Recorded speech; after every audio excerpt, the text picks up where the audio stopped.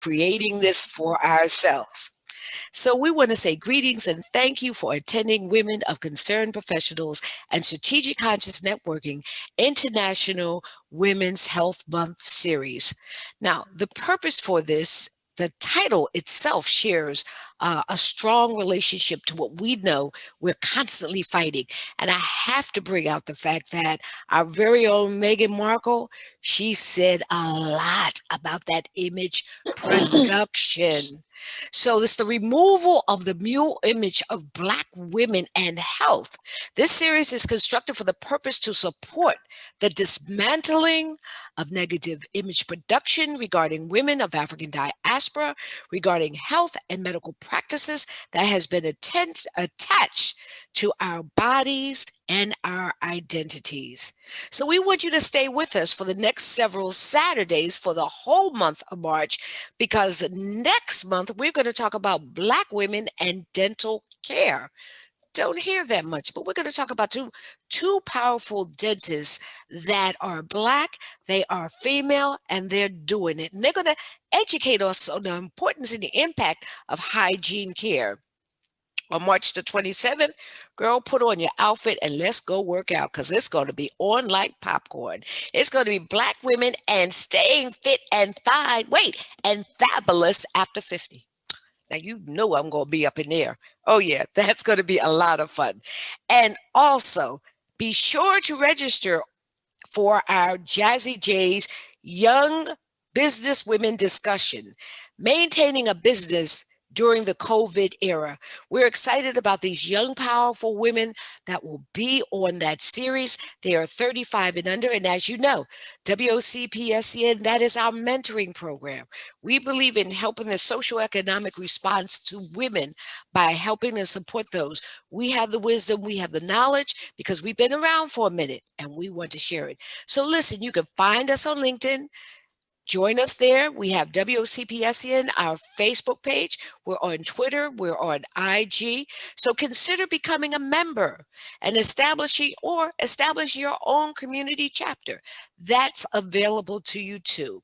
And so we are excited that today the moderator is our very own Ronni Savage. Now, Ronni is a founding member of the board of WOCPSCN. She is the Southern Regional Director for WOCPSCN and Director of our Sports Opportunities. I'm sure you had an opportunity to spend time with us when we had the Urban Girl Suburban Swirl discussion. If you want to know what that's about, go to our website. It's posted there. And you can hear a viable discussion on how we are going to make sure that young girls and young women have opportunity in sports. And we'd like to introduce to you right now, Ronni Savage. Ronni, take it away. Hey, Loretta, thank you for that introduction. That was fabulous. And I'm so excited today about the conversation that we're having. And we have Dr. Christine Thorpe, and we have Dena Quinones. Oh, Dena, can you help me here? Quinones. Fabulous, yes, Dena. Yes. Thank you so much for joining us today. Today, we're going to explore the stereotypes of strong Black women and the effects that they're having on us culturally, that cultural trope that many women in America are feeling pressured. Black women are feeling very pressured of this. We're stronger than the average, Superwoman, projecting ourselves, and we end up through self-sacrifice, and it sometimes gives us the emotion that we're supposed to cope with all these stresses, yet we hide behind this. And today we want to talk about and touch on the stress effects that COVID, the pandemic, and the vaccine are having on Black women, especially African-American, and the Black women have described the racial discrimination that has persisted, and they are becoming significant stressors. And this is known from the research that has been done in the past. So I would like to, first of all, start with Dr. Thorpe and ask you, how have you addressed this past year's social, cultural issue of race discrimination? Well, first off, thank you so much, Ronni. Thank you so much, Miss Lowe. We appreciate the opportunity to be here with you this afternoon and the audience. Dena and I are work together side by side through our nonprofit organization, Stronger Tomorrow Wellness, where we actually focus on the many dimensions of wellness, the needs of individuals, and trying to navigate through life situations, just like this past year with the pandemic. With respect to your question, this past year has been interesting in a racial perspective and a gender perspective with regard to the pandemic. And I'm speaking specifically as a Black woman, the impact of this past year has really put me in a position to take a step back and have pause. And the interactions I've had with women of color this past year, particularly Black women, have been interactions that have brought to my attention the need for mental health support, the need for physical health support, spiritual support, because no longer can we go about our days the way we used to. Our times have changed. The idea of keeping ourselves safe and taking care of ourselves first really became a number one critical need, because if we didn't, the reality of death was very, very, very near and dear. So, particularly as a group that's always identified as disproportionately affected with, disproportionately living with, highest amount of stress and so forth, it's really important for us to have these conversations, but also provide the resources and the outlet to go against what we've normalized and create new normals in this space that enable us to rise to the occasion as more renewed, refreshed, and stronger, and stable and balanced. And in light of the people in our lives that are still calling on us, needing us, but the need for those healthy boundaries in order for us to get back to a better state for ourselves to function on a day-to-day basis. Wow. Yeah, it is very important.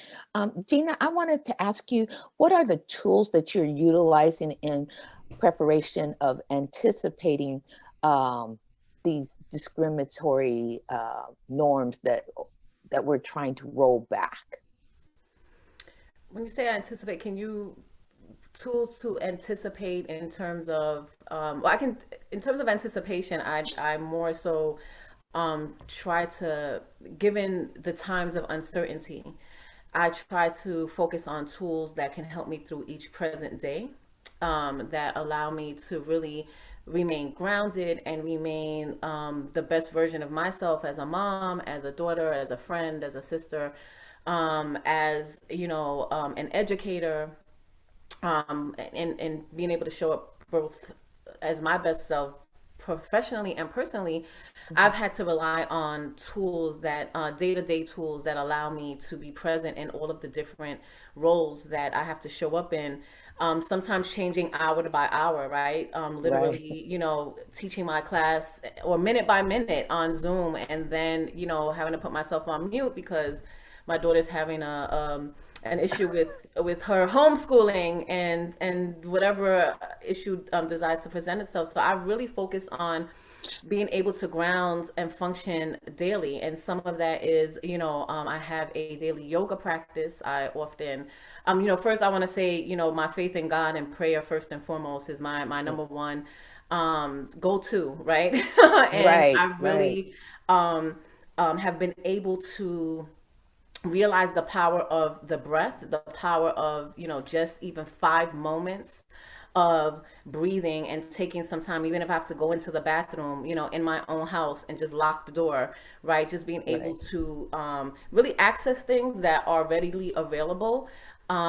Because my go-to before the pandemic was really, okay, I had a yoga studio that I went to that I was able to be in community with, and be able to ground myself that way. And then, the pandemic hit and I had to learn very quickly how to be able to get that kind of comfort and that kind of de-stressing on my own, which was difficult. And so I realized, like, okay, a hour-long yoga class or workout is not accessible to me, but what is accessible is taking a few moments to just breathe and relax and just allow myself to kind of realize, what do I need in this moment? Some moments, you know, I need to really get it together to continue at work, right? Right, Some right. moments it's like, okay, I get to just break down and cry, and then lay down and then drink some tea, and then cry some more, right? So it's kind Right. of like every day is different, you know. And so with all the challenges, I've really had to rely on social support, really leaning on my support network. You know, Christine has been one of those, you know, who've been really strong in being able to help me, you know, ground myself, because we've had conversations where it's like, we're talking about Stronger Tomorrow and where we want to fit in and provide support to communities of color, right? And Right. initially our mission was women. And then it was just like, okay, women of color. And it's like, okay, communities of color, because we all need to band together and move forward. And so I'm not sure if I answered the question, but the tools that I go to in anticipating a lot of ways that we do have to show up in ways as women of color that put more pressure on us, right, in a lot of ways, which was already existing, but now with the, you know, Black Lives Matter movement, and now with the pandemic, we have to show up in that role plus more, right, like 10 Right. times more. And so and really, so much is up in the air. I had to really remain grounded in each present moment, knowing that, you know, I can handle whatever the next day can bring. And that's really why, you know, Christina and I really are really happy to have a platform like this to really support, because our thing with Stronger Tomorrow is, you know, we really want to support what can we do today to make us stronger tomorrow. Tomorrow. Stop there. It's true. And thank you so much for that answer, because let me tell you, a lot of women need to hear that. A lot of us do not take the time to just breathe. And I am one of those women that had to learn that in the pandemic. You know, like you said, you go to an office, you're not really thinking about that because you're in your community and you're doing so many things. But now that was a great answer. I love that. And I want to put out to you both, how has the pandemic specifically impacted Black women in the terms of employment? Because I know you guys are looking at this, you're watching this. In terms of employment, there was a point during this past year where jobs were lost. And 1 month it was women statistically who lost jobs during this time. And, you know, guess what the percentage of people of color, women of color, lost jobs among those women? You know, job loss is a big issue, and how that's impacted how we're able to take care of ourselves and our families. And for those of us who are working, balancing the expectations of employment with our home life, and not to say that other women aren't having that challenge, but your identity and your role with regard to the pandemic, with regard to racial unrest, was compounding. And with the election as well, I felt that every piece compounded on top of each other and impacted our identity, impacted how we interacted with people, how people interacted with us at work. I had a few people email me, ask me if I was okay, because they heard it was the right thing to do. Whether or not they cared, it was enough for them to send an email that meant a lot to me. But then, you know, this past year has really put, and, you know, I'll put it like this. Last year was a year where I got a lot of Black women contacting me confidentially and saying, I need a referral therapist. It's gotten to that point. And I have given out numerous confidential referrals for Black women who reached out to me, who know that that's a big thing for me. You need to have that outlet. You need to have someone to talk to, because you can't always go to your friend, especially if they're going through the same things and stressed out. You may or may not have a life partner to talk to, but the bottom line is you need a neutral space to talk with someone who is there just for you, and you don't owe them anything except maybe a fee at the end of the service or your insurance card, but this is your time. It's like time well spent. Like Dena was saying, that whole time doing yoga at the yoga studio or taking time to breathe, that's your time well spent on your self-care. And I really think that this last year put it front and center for us as Black women in a way it hadn't before. And I personally, and it's not statistically quantifiable, but personally, I've seen that through the little by little and growing outreach of women of color and Black women who specifically said, I need a referral to a therapist. And I was grateful for that. Dena, I heard you talking about your daughter. So I'm going to direct this question to you specifically. What are some of the challenges facing Black women who are mothers of young school-age children? Because my son is grown and gone on, and I can't even imagine what you mothers are going through during this pandemic and during this time. And I felt for you, Dena, because my children are older. Her little one, yes, she's a little one. She's a little bit. I have a 7-year-old. Yeah. I think what I can say is, and this is her saying hi. Yeah, hello. So this is one challenge, right? Hi, this is the challenge, trying to be very professional and keeping it together and trying to, give a right answer, and then here she goes, right? And so this is in real time one of the challenges with that. But I'm fortunate to have a child who is wonderful and really smart, and I've noticed that the biggest struggles have come from.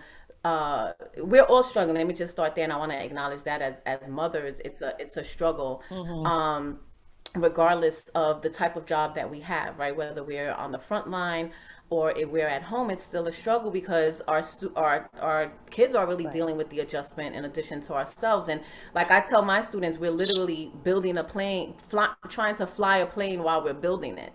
And so, I really have the most empathy for those with more than one child, those with special needs. I have an 8-year-old nephew with autism, and that has really impacted him.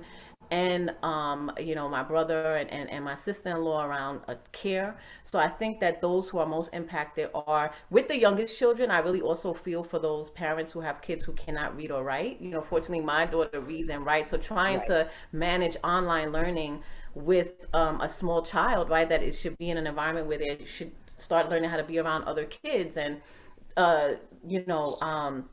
really be able to interact in other ways. But as a parent, it's been extremely difficult trying to, and I can say me personally, dealing with what I'm dealing with, right, with the pandemic, but then trying to hold space and help our kids go through it. I think it comes down to really time management. And I think the biggest struggle is really trying to move forward with self-compassion, with us just acknowledging that we're trying to do the best that we can. And I think that just really knowing, having that that understanding that things like this happen, right? We're in meetings. And then I really appreciated having seen, high-level executives and CEOs, they're like dogs and cats and kids coming in. And so things, also rolling with the times, right? Things that were not acceptable in the past are now acceptable and welcome. I love seeing people's kids and animals, right? Or even parents and siblings jump in the screen. And it's really allowing a time like that. And I think so I can say that for me the biggest struggle has been worrying about the impact of my daughter being homeschooled for so long and how that will impact her later on, but also really just trying to manage my screen time, her screen time, and so that's been the biggest struggle. Yeah. I can't even imagine. I did a presentation last weekend. My granddaughter started singing the ABC song during my presentation, and it was like, and everybody thought it was so cute afterwards. And I was thinking, I'm so embarrassed, but because it's the human side of us now. This is the thing is what's happened through this pandemic is that we're able to show up as more than just the employee in these screens now, because life is real. And there's a level of humanity that has surfaced as a result of this pandemic, where people are dealing with deaths that they had never expected to happen, dealing with their whole life being turned upside down in their homes. And everybody has somebody or something. The idea of a perfect background and a perfect setting without some sound, somebody. I've had kettles going off and see people's cats. You see it, but this is how people really are. And we've often been segmented into one square, one side of a square when we're coming to the workplace, and not understanding that we're multifaceted people, that we have more to us. And I always tell my staff at the my university in particular, you know, I want your whole you.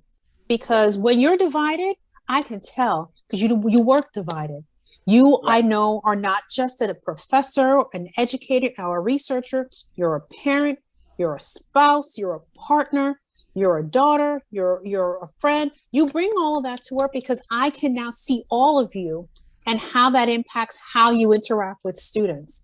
But when you segment yourself, they always just seem so disconnected because they were told too much of you showing. And when I say too much, I mean too much of the wholeness of your being showing is a detriment to you. And that often hits us as women and women of color in a very interesting way, because then we find ourselves paring down to neutralize, to be to make other people comfortable in our spaces. And it doesn't have to be that way, but we've been fearful of being whole people. And being in the pandemic, especially the earlier part. And while I'm natural, I know women who are like, what am I going to do? I can't get my relaxer in. I can't get my color. I can't do. And, you know, it's one thing, you know, with black hair, it's a different story because totally different. You can't, you know, and it's hard. I totally agree with you because during the pandemic, I learned to make hair care products. And so I make all my own. I don't buy them in the store. I use all natural stuff that I can put in my body as well as eat it, as well as put it on my hair. But I want to segue into the health issue because there's been research around this Superwoman syndrome done by Dr. Cheryl L. Woods Giscombe. And the research has suggested that the health disparities in Black and African American women included, but not limited to, such things as adverse birth outcomes, lupus, obesity, and untreated depression. So with that said, my first question is, the Superwoman stigma is said to protect the Black woman from the negative health impacts of racial discrimination. How does it apply to the COVID vaccine? What have you guys heard about this as it applies to the COVID? Superwoman syndrome as it applies to COVID and Black women. I don't know how we could be superwomen during this time because we were also dying.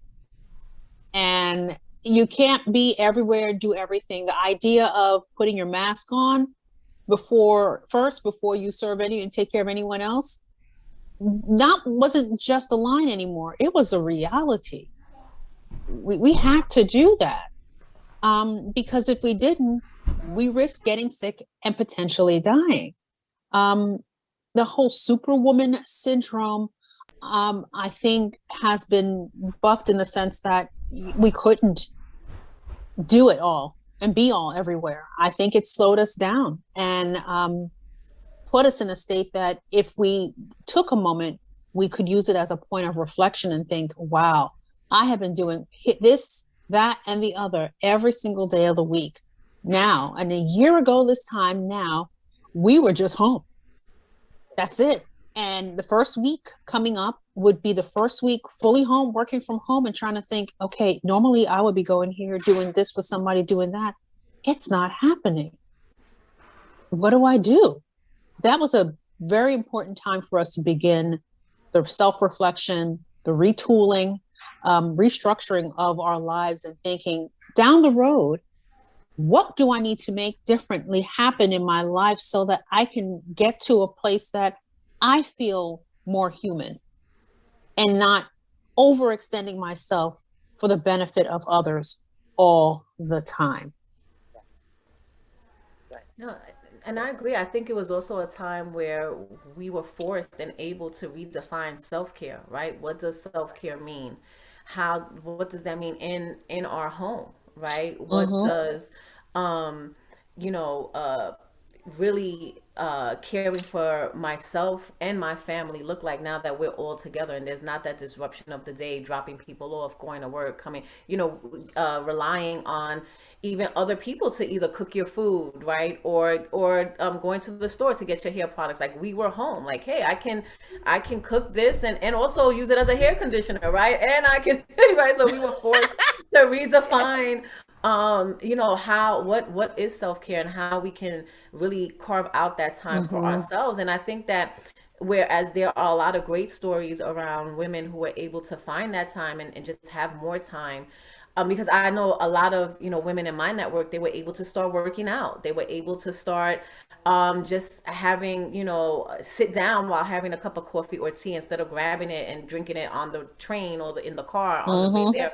Little things, right, that now we are going to hold on to, right, as we reintegrate back into society in whatever way based on your job. But there are a lot of people who realize that they needed a referral, like, I need to speak to somebody, right? So I think that we are used to operating as superwomen in so many ways already, and then to be given the time to really allow ourselves to not only think about it but act upon it, and kind of, we were forced, right? I don't think any of us would have taken some of the time that we did for self-care unless we were forced. Not at all. It was a forced reset. Right. And I remember when I was much younger and I first had my son, my grandmother would say, if you don't take care of yourself, you can't take care of him. And I really didn't know what that meant. All I knew is I had to be in 90 places at one time. So it brings it home that this has happened to us, and reflecting on that self-care, because did we know about it before then? I think there's a level of accountability we need to now have with each other, and not this expectation that this is supposed to happen and where we need to be everywhere and do everything. I think we need to give each other a break and not judge ourselves and judge each other, because sometimes we project a level of judgment onto people. Well, see, I don't know, how is it, you get those little voices that come at you that make you think, well, maybe I'm not doing enough. And then you begin to internalize them and think, oh, I need to do more. Maybe I need to prove this. We need to, silence that inner voice that challenges us and makes us feel less than what we should about who we are and how we're showing up and what is enough on that given day, and that be okay.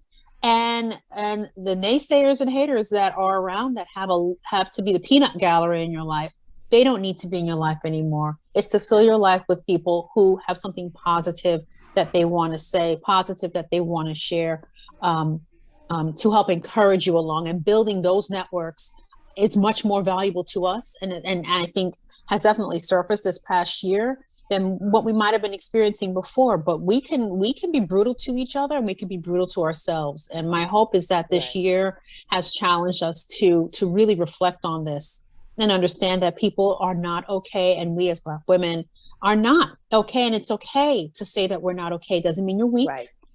Doesn't need to be something you're ashamed of. No. It's something that makes you human, and that you are allowed to function at the level of human and not be shamed by that. Because guess what? Everybody else gets to be human. So can you. And I want to segue in. Oh, did you have something? No, go ahead. I wanted to ask. Okay, so I wanted to kind of segue into what are some of the concerns that you ladies have heard about the vaccine, like in the Black community, from other Black family members, or at the university, or in this your yoga classes. Is there any type of concerns that you've heard around this? You want me to take that, Dena? Or you want to jump on it first? Sure. Well, I mean, I'll be totally transparent in that, the vaccine conversation in many of my circles have very much been in line with, like, what you're told when you first enter the workforce, right? Don't talk about politics or religion, right? In certain circles, and in certain circles, it is the vaccine. And so I think that yes, as women of color, communities of color, there are major concerns, right? Particularly with past, history, right, from what happened in, in previous scenarios with vaccines or immunizations. And I think that what's most important is just providing the factual information, because everyone, and I tell everyone, the vaccine is a personal decision.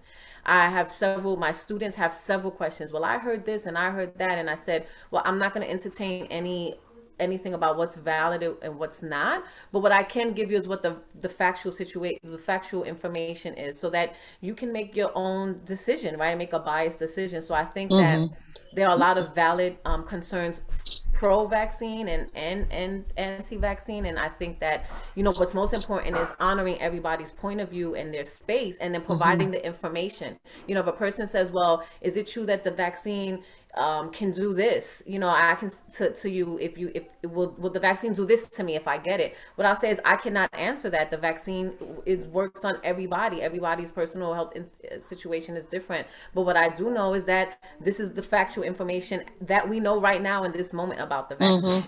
And so that has been kind of my approach in general, because a lot of people simply want to know, did you get it? Did you not? Why or why not? And so I've been very intentional about being unbiased, in certain circles, and of course in my personal circles, I'll say how I feel in whatever way, but either way, right? Some people, there's like a judgy, right? This judgment, right? Like some people, based on their point of view, oh, you got the vaccine, oh, you didn't get the vaccine. And so that's where I am with the vaccine. And Christine, I'll give you a chance to. No, and I'm in agreement. We give no additional information. We always encourage people to speak to your healthcare provider. Exactly. Go to the CDC website, because whatever facts you get there is the same facts we know. We don't have any extra secret information that we can share. But yes, our communities are concerned when they're, and rightly so. So between the mistrust and the access, whether it's access to information and access to resources, in addition to the historical mistrust that was placed upon us by this nation, which is fair, a fair reason for that mistrust. And, the work to build trust has been something that I think, this nation has been trying to figure out how to do. I often go back to the first image of the first person who got the vaccine and the first person who gave the vaccine. If you think back to that first image, it was the first person to get the vaccine in this country was a Black woman. And the person who gave it to her was a Black female physician. And I think image means something when it's positioned a particular way. And I think that was positioned in order to address the mistrust in the Black community. And that's, and I think, again, people have to make the decision, but based on fact. To have a conversation with your healthcare provider, get all the information before making a decision. Making an educated decision is all right. And we need to exercise that, utilizing the resources that are out there. And don't be afraid to ask questions. There's no silly question except for the ones that are not asked. And people can hide, but I would rather you ask questions and know, so you can make a decision that's best for you. Because I know everybody, according to President Biden, every adult should be able to have a vaccine by May 1st or something like that, he said. But having access to it and the decision or ability to do so can be two different things. And that has to be discussed with a healthcare provider only. And once that's done, then people can, decide which direction to take and how to ensure that they are safe with whichever direction they take down the road. Right. And I just want to add, no judgment. Right. And I just want to add what I feel is most important. I want to stress, thank you for that, Christine, as well, is, it is a personal decision based on your health status. So I always also encourage as well, for people to get the vaccine in, because the major concern is, I heard that if you had allergies, I heard this, I heard this health condition and that health condition, impacts getting the vaccine. And so you must, because those are valid concerns, and the only one who can have that conversation is your healthcare provider. But I often shift the conversation around that, really reminding folks that the vaccine is not the answer to immunity, to safety, because whether you get the vaccine or not, the mask does not come off. You still have Correct. to operate as if there are so many unanswered questions. There are these new variants, right? And so I shift the conversation around, okay, so whether you get vaccinated or not, what are you doing to take care of yourself? How are you boosting up your immune system? Because you don't see anything promoting health, your health, your immune system, which personally is my personal opinion, is that is our best and only defense against COVID, is a healthy immune system, taking care of your body, eating the right, foods, and exercise, and not only what you ingest, but what you're watching, what you're reading, what you're drinking, and that is more so what I like to focus the conversation on, because again, whether somebody gets the vaccine or not, you still have to operate wearing your mask as if, you can transfer it to someone, even though you cannot get it. Or, yes, you're vaccinated against one variant, but maybe not others. So I often like to shift the conversation in that direction around the struggles around that, right? Because even paying attention to your immune system, ingesting and living healthy, that has been a challenge during the pandemic. Right? Before the pandemic, I had a really good hold of putting the right things in my body, right? And during the pandemic, some days I do, some days I don't. And I have to be honest about that. And it is a struggle. And the easiest thing is to decide, and whether you're going to get the vaccine. To go get the vaccine or not is the easiest thing. Excuse me. Okay, thank you. But what's the hardest is, okay, after you get the vaccine or not, how are you taking care of yourself, right? Your mind and your body. And so and I'm so glad you brought that up, Dena, because a lot of people don't think about the health of their body, especially before we got into this pandemic. They only thought about after the fact. And but I'm a true believer, it's never too late. Start living a good, healthy life, around, like you said, the exercise, the healthy things that you put in your body. So I want to kind of go into, if you guys can help me to, while the research was done about this Superwoman, the Black woman or the woman of color being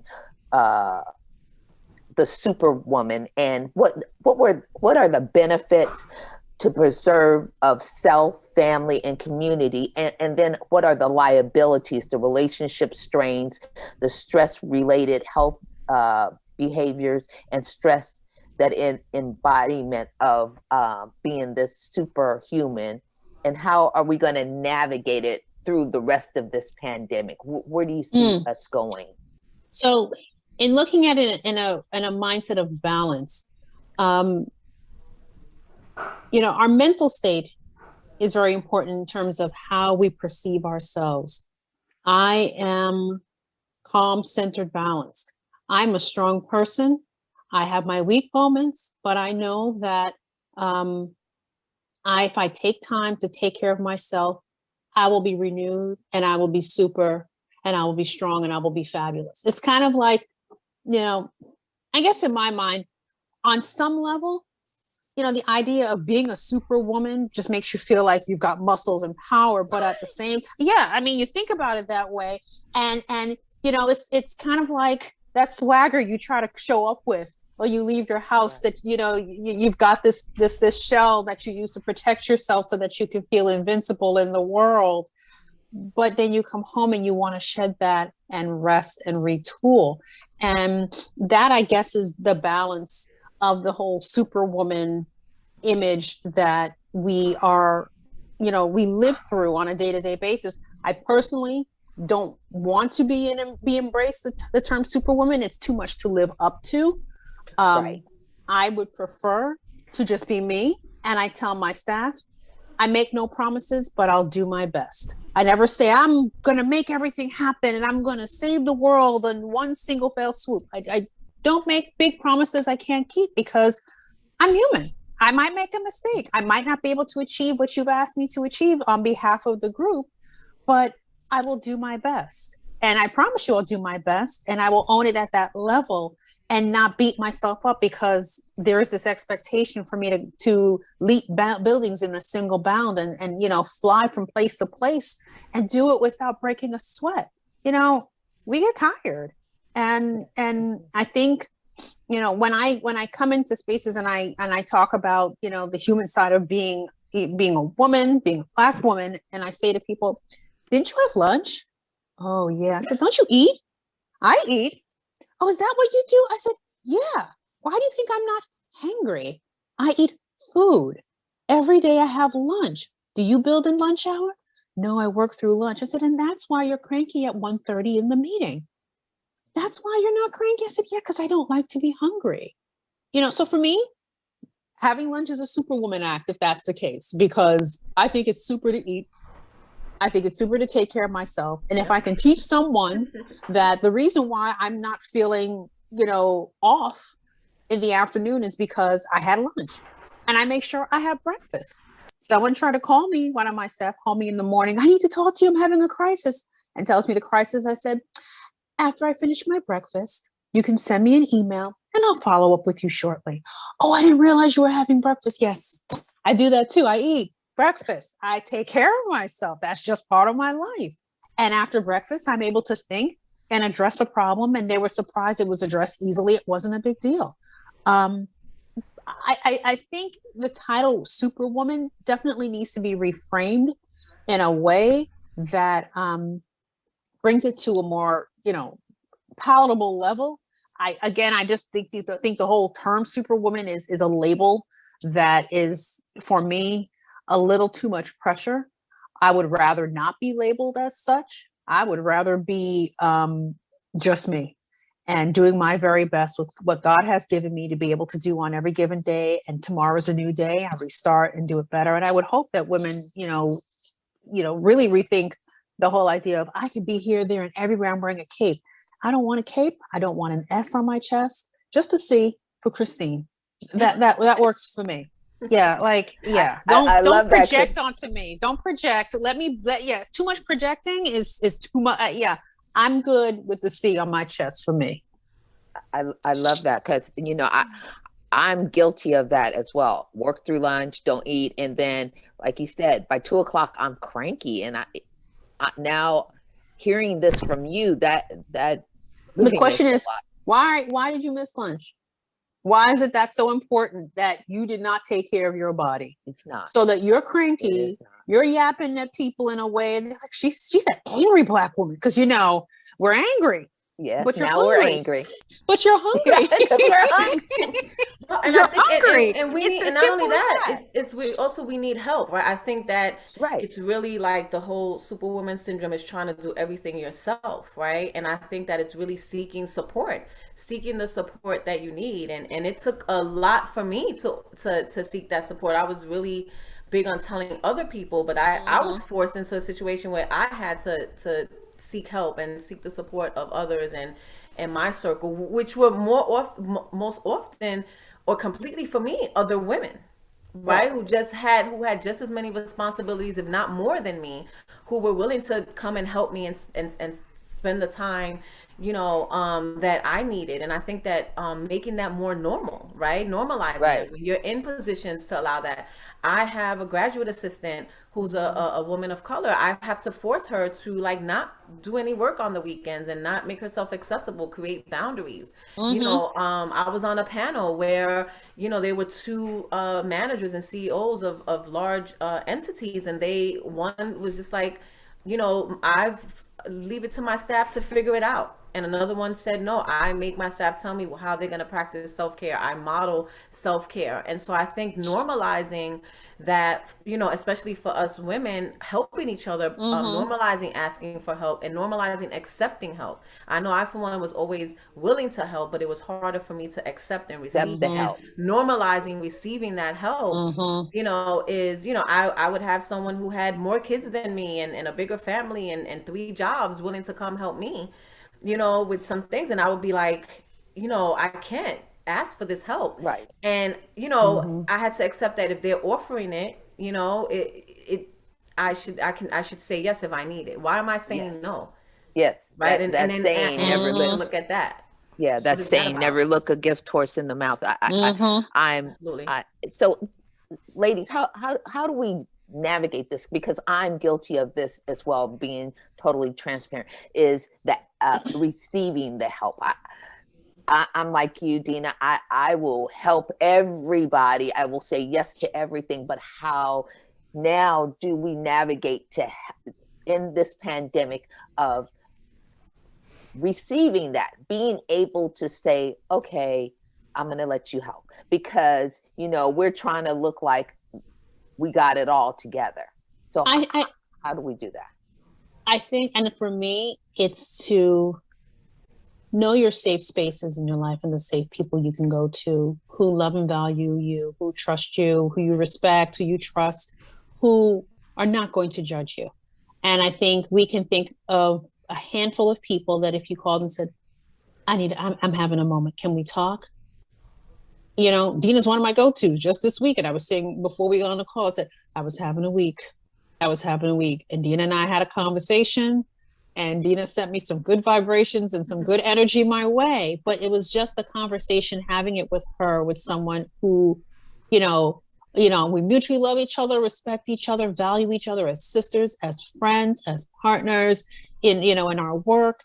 And it's finding those safe people to talk to who are going to tell you the truth. Like, yeah, you need some help, like next level help. We can talk, but I need to tell you, you need to go talk to so-and-so. Or, yeah, I'm telling you this as a sister friend because I love you, X, Y, and Z. We have people in our lives who we know will tell us the thing that probably needs to be told. Right. And they're the people that we can take it from and know it as, you know, they're saying it with my best interest at heart. I think that's where we need to start, is to go back to our trusted circle and ask the hard question, because those are the people who are not going to lie to you. They're going to tell you the truth in love and support you in love and guide you to get the help you need in the love they have for you. I think that's where we need to start. So I'd say in love to you, Ronni, you need to have lunch every day. Yes, ma'am. Put it on your calendar as busy from 12 to 1 or whatever time it is, 12:30 to 1:30, that is you're out or you're unavailable. And no one can take that hour from you because it's your time. Anybody who tries to take it, you get indignant thinking, you're disrespecting me for that hour? Somebody tried to do that. Can I meet with you at 12? No. But I'm available. I'm not. Right. And just be like, matter of fact, and then no shame, no embarrassment, no guilt. Why? Right. Because the better you that you are for that next call is a better impression you're making on the world, and the better you feel about yourself at the end of the day. You reflect on your day and you're thinking, oh gosh, I was cranky to this person, I was mean to that person, I got to fix that tomorrow. No, you need to eat lunch. Right. It'll make a world of difference. And I'm so happy that you say that, because a lot of women out here, we need to hear that.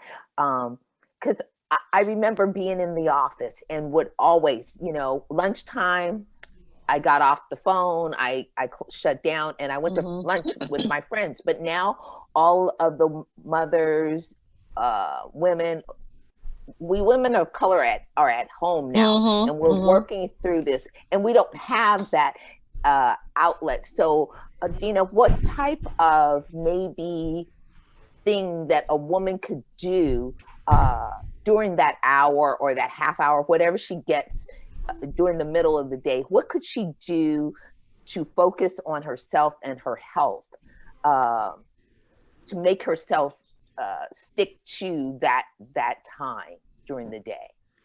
So I think it starts with,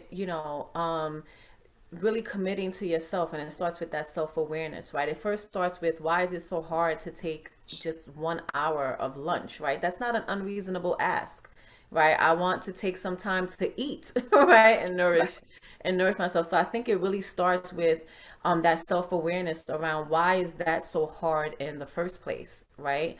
Why is it so hard to say yes to helping someone, right? But not allowing yourself to receive the help as well. And I think the first thing is, small victories, right?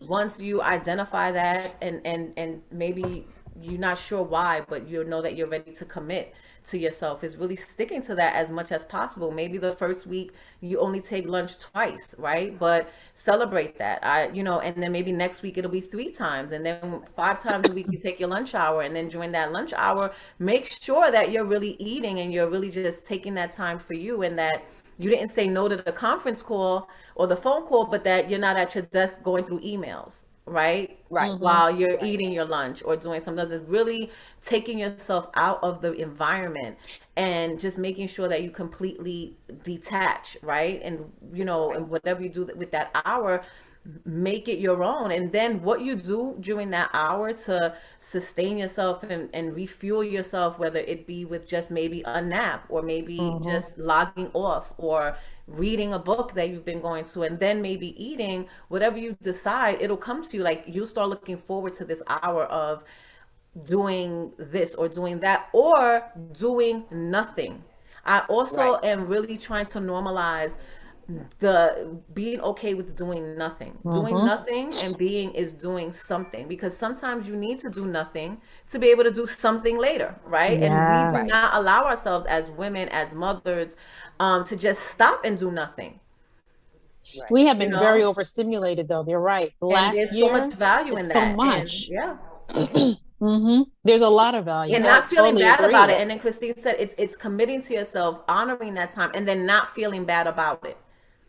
Right? Not feeling bad at all about it. And that's also difficult as well, and then also making sure, right, this trickle effect, also making sure that you don't take this hour lunch, but now to overcompensate, because the subconscious, we can trick each other. And then next thing you know, well, okay, now you're working till 9 o'clock instead of until 7. That's cheating. You really didn't take your hour lunch, right? So you don't want to cheat. I would say, don't cheat yourself. Because you're trying to make up for it. Trying to make up for it. And you may not realize that you're making up for it. You may be, Friday, I took an hour lunch every day. And then in the next conversation, you'll tell somebody, oh, no, I can't, talk, or I can't, take that walk with you later because I still have some work to do. I'll be done around 8 or 9. Okay, well... so it's a constant self-awareness and prioritizing yourself. And then once you do that, sticking to the plan and not feeling bad about it. I had to start, and then finding a formula for yourself. I had to start making deals with myself. Like, if I'm going to help somebody, I need to allow myself to receive help. If I'm going to do this, I'm going to rest. So you find your way, and it starts with that first lunch hour, that first, yes, you can help me. That first, I need some help. Can you help me? That first phone call, and then moving forward with that. I can't stress enough finding a support system, a support network that can really support you in this, because we cannot do this alone. I would not be able to be here, be functional, if it is not for my support network of women.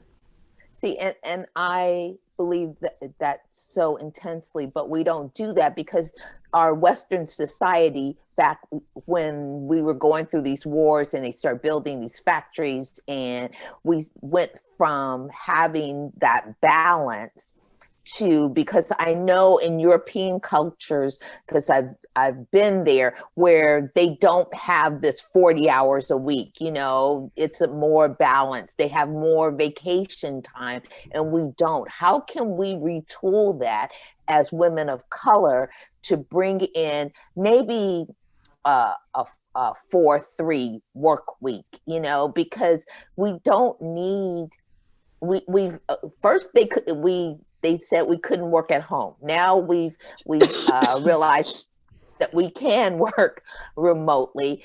Now, how can we also incorporate having a more balanced life, work-life balance? I think this year has been a testament to what the possibilities are. And I think it is also still under review. People are researching the impact and looking at other countries and how they have different work days, work schedules on, different from what we experience here in this country. The fact that we've learned to all work remotely for the most part, unless you are an essential worker and you have to be out there, we have developed a level of proficiency and flexibility with technology. While we're opening up and going back out to work, it also opens up conversations where policies will be challenged in the workplace, where on a national level, there will be larger discussions about how we structure our nation in the workspace and what you can enforce and what you can't enforce any longer. Work schedules don't have to look the way they used to, because we've shown ourselves to be even more productive. I get more done in a day working remotely than I did when I was in person. I have back-to-back meetings, some of which I have to build in 5 to 15-minute breaks in between in order for me to, just get up and stretch. But I'm in back-to-back meetings. I've been able to do so much in this past year that I wouldn't be able to do working in person. Now, I'm not saying I don't want to go back and work in person, but I would say, can we have conversations about what a hybrid model might look like, where it makes sense for us to do more completion, but be more realistic and human about the work that we do? Exactly. And especially for mothers who are juggling, family schedules, I think that this is a really critical conversation that I foresee coming to the table, given our new presidential cabinet in the nation. Right. I can anticipate this being a topic of conversation over the next 4 years in hopes of developing new policies that benefit women as a whole and have a sensitivity to women of color and our needs. That is so true. That is so true. So I want to wrap it up and ask you to describe the benefit, if there's any, of how this Superwoman role has played in our families, in our communities, and how do we go back and talk to our communities, our families, our supports on breaking this stereotypical image of this woman of color is, flying through the sky and child on hip and phone in the other hand and doing all that. How do we normalize and have these honest conversations? So, what do you think? I just want to start by modeling it, right? Mm-hmm. And I say that because I think that there are a lot of resources out there that we just do not access. And it starts with us accessing the resources that we need, right, to support us in changing the narrative around what it means to be a superwoman, right? A superwoman means I take time for myself. I take my lunch hour. It's not that I work through lunch. I work, all hours of the day, or I overextend myself. It starts with us modeling that, with taking some time for ourselves, but then also, being able to have these resources accessible, right? Which I think is one great thing that has come out of the pandemic, because there are a lot of things that are accessible now virtually and remotely that once were not, right? From counseling, to different kind of group dynamics. You can seek the support that you need virtually now, which I think is a game changer, because I think one thing is time. I know there was a time where it was hard for me to take care of myself with my doctor's appointments, my self-care, my leisure time with my friends, trying to manage all of that. Right. It's a little bit easier now. I can do 3 Zooms, with my friends and therapy and other things and yoga, and I can kind of, without leaving my house, without getting dressed, without having to put on makeup. This is a filter, right? I don't have lipstick on. This is a filter on Zoom, right? So, I don't even have to put makeup on. I just have this filter already set.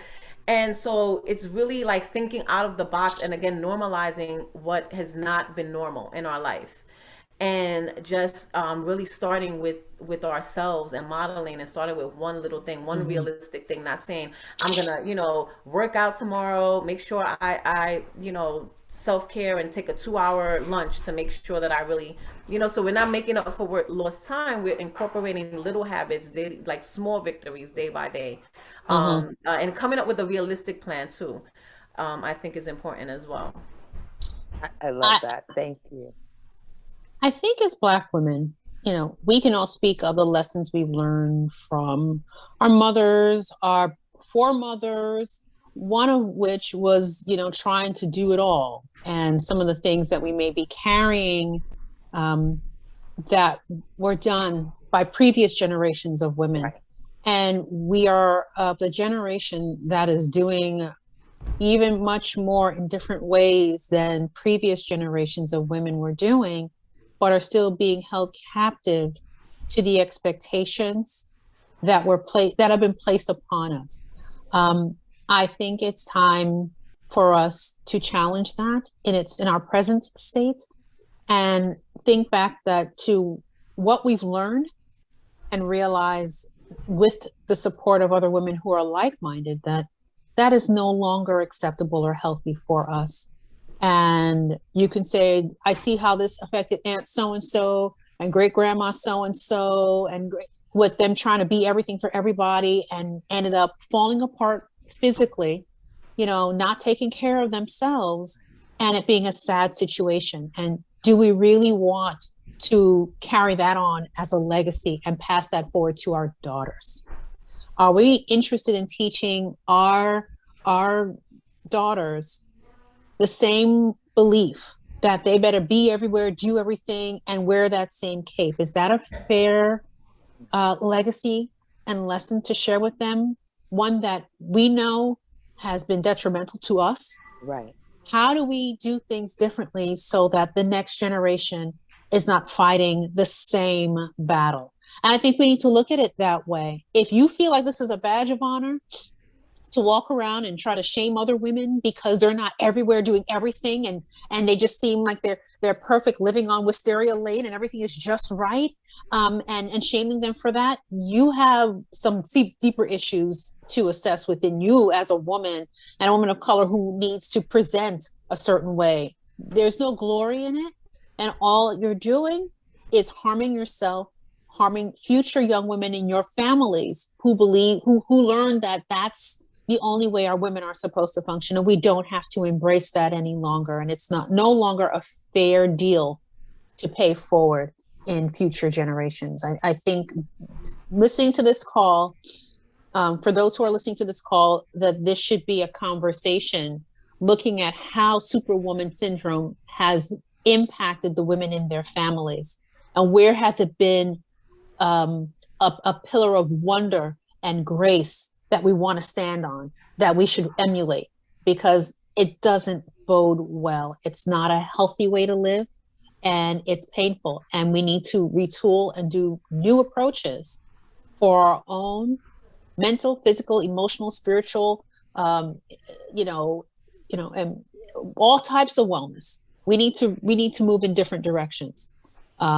If we say that we want differently, we can have it, and we're not alone.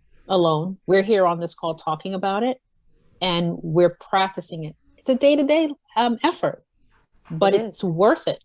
It's so worth it. And if you believe that you're worth it, that's the beginning step. Believing that you're worth it and you are valuable to you. It's a daily challenge to get up and renew and push forward for the rest of your life, and you will reap the rewards of doing so. Thank you so much, ladies. It has been such an honor to spend an hour with you, and I'm so grateful for your insight and for your knowledge and for the things that you've given to the women on this call today. Even myself, I have learned so much. We need to learn how to do those small things, and as Dena had mentioned, how to celebrate those small wins. And I appreciate you both so much for being with us today. I'm not sure if Miss Loretta is still on the call with us. She might be in the background somewhere, but there she goes. There she is. There's my girl. You're muted. You're muted, Miss Love. I am mute. I was in the background doing my thing. Well, making sure everything went well. Honored. We have. Thank you. We want to also acknowledge Dr. Christine because she's on our board of trustees. So we're honored that she has an organization that is an alliance with WOCPSCN, and it works so well together. And that's what WOCPSCN does. We work with other women organizations to assure that there is gender equity across the board, social, economically, from community to community. We have those alliances. So thank you, Christine. Thank you so much, Dena, for being with us. And for all of our guests that are on Facebook, thank you for being with us. And those that have been on this call, thank you.